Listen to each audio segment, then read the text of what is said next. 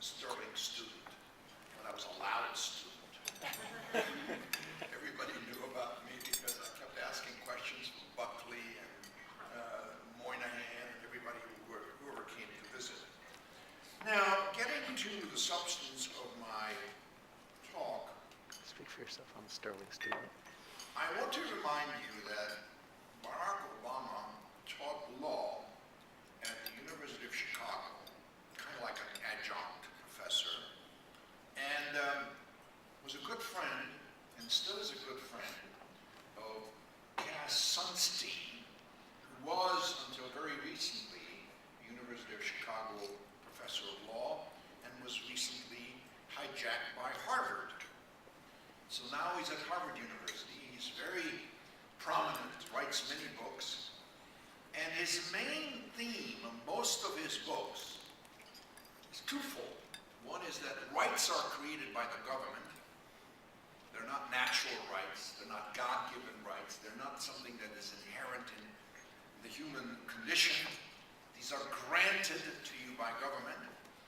And the second one is that the rights that should be emphasized, as distinct from those that are in the Declaration of Independence, are FDR's Second Bill of Rights.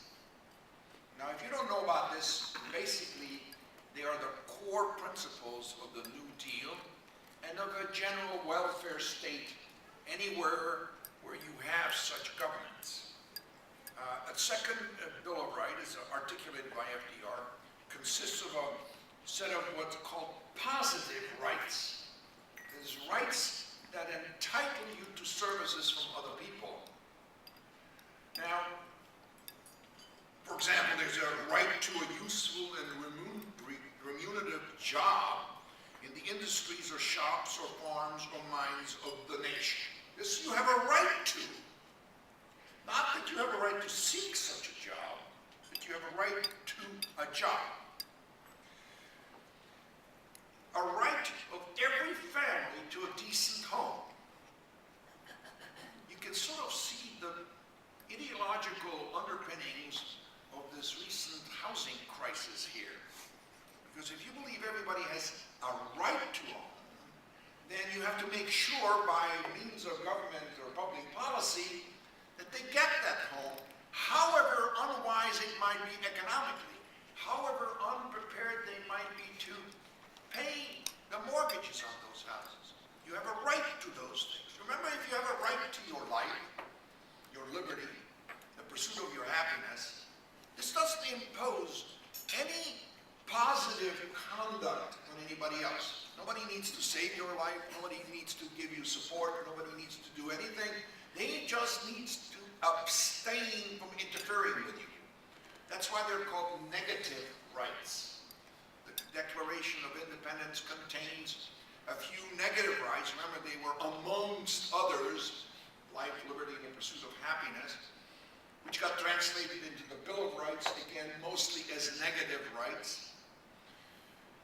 And that means that there are prohibitions against others intruding on you, interfering with you, assaulting you, killing you, kidnapping you. Those are the things that may not be done because of these rights. Now, positive rights are something different. If you have a positive right, for example, to health care, that means we need to conscript doctors and nurses and other professionals in the healthcare industry to serve you. It's not enough to pay them voluntarily because maybe they want to go play golf or maybe they want to leave the profession. You need to have a support system for the existence of these professions that provide these entitlements. And if there is no other way to do it, then let's just tax people as much as it is necessary to purchase these services for everyone. And that's basically what lies behind the Obama promise of universal health care. Universal health care. Just remember that, now, as much as you might like that idea, it does involve conscripting people to serve you. You don't make an agreement with anybody, you don't go to a hospital and say, look, I'll do this and you'll do this for me. Can we reach terms? No, this is a guarantee. Just like if you have a right to your life, you don't have to pay for that. You don't have to pay for anything when you have an entitlement. Others somehow have to pay for it. Here it is. The right to adequate medical care and the opportunity to achieve and enjoy good health. This is a right. This is not an aspiration. This is not a hope. This is a right. And if you have a right, it must be protected by a government that serves the people. Remember that in the Declaration it says very clearly that governments are instituted amongst us to secure these rights. Now those were the negative rights that governments were supposed to secure. Your right to your life, to your freedom, to your pursuit of happiness. Not your right to happiness, but the pursuit of happiness. And governments were supposed to provide protection of these rights, so that anybody who's a criminal and wants to take your life or wants to take your liberty or wants to take your opportunity from pursuing your happiness from you would be resisted. And if he by chance succeed, he would be punished for that. Now, with a positive right, if they don't provide you with health care, they'll be punished. So I argue that these positive rights introduce a doctrine of involuntary servitude in the American political tradition. Involuntary servitude. You have to serve these people who are entitled to health care, either as a fund provider through your taxes or an actual professional who has to come out and work for you whether he chooses or not. That's what having a right means. If you have notice if you have a right to your life, others don't have the option not to respect that. Certainly not with impunity. They need to respect your rights. And if they don't, they get punished for it. Well, similarly, if a right gives you an entitlement to something and people refuse to provide it, they'll get punished. That's involuntary servitude. That's you become a servant of people without choosing, without having come to voluntary terms with them. Now, by the way, I say this emphatically, and you probably recognize that I am not in favor of these positive rights, but don't mistake it. There are very formidable arguments in support of them, and I'll mention a few.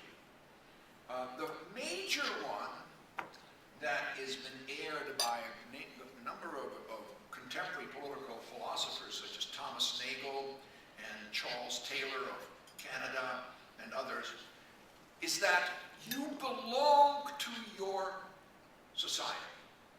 That you are not just there as a optional member of the society, which you could leave whenever you wanted, or you could interact with just some people, but not all people, that you can even become a hermit if you wish. You don't have any innate obligations other than to stay away from hurting people or intruding on them. No, this doctrine is that you are like a member of a team. Notice if you're a member of a basketball team or a hockey team or whatnot, you have to come up with your talents and serve the team's goals. There's no option by it. You can't say, oh, I'll sit this one out. Well, then you've got to be thrown out of the team. No, being a member of a team, and this is like you're an innate member of a team when you're in a country. You're born into the country. You are born into the country. Of course, remember, nobody asks to be born into a country. They just get born into the country. And the whole idea behind the founding documents and the founding philosophy is that when you're born into a country, you deserve to be treated as a free agent upon your maturity. That you get to choose who you associate with, what you pay for, what kind of pursuit you will endeavor. For example, whether you want to be a doctor, or you want to go go to college or not, all of that is up to you. You are a free agent in a free